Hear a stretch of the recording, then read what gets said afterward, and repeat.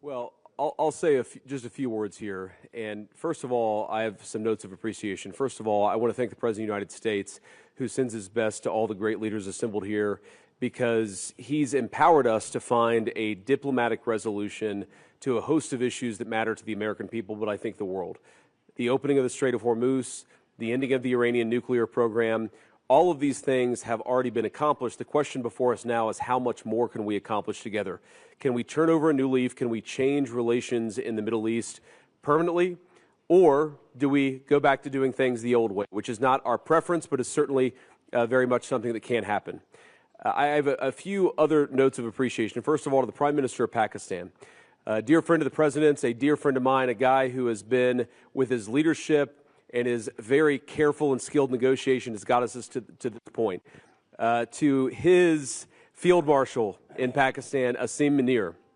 I will say that since Field Marshal Munir welcomed us with the Prime Minister in Islamabad, I have joked that I have two very, very important people in my life, an Indian and a Pakistani.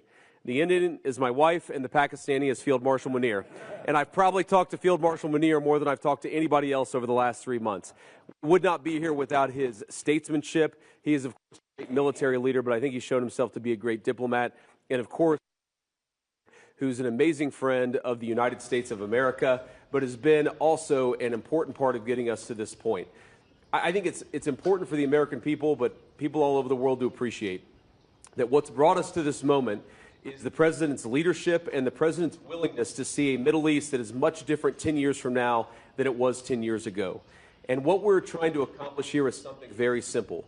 Through diplomacy, through working together to transform the Middle East, where Iran and the Gulf have been at war with each other, or at least have had very unfriendly relations, where Iran has been a driver of regional instability. Now we see a future where everybody can work together to promote peace and prosperity for everyone.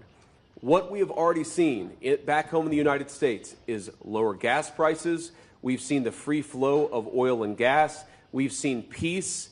And now we're trying to build on that to see if we can build something even better and more sustainable for the future. This is a historic meeting.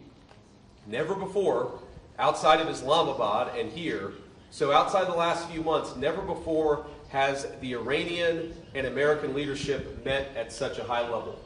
What the President has asked us to do is turn over a new leaf, to transform our relationship with the people of Iran and to extend an outstretched hand that says to the people of Iran that if your leadership is willing to give up being a driver of regional instability, if they are willing to give up nuclear weapons ambitions for the long term, then the United States is willing to fundamentally transform our relationship with that country.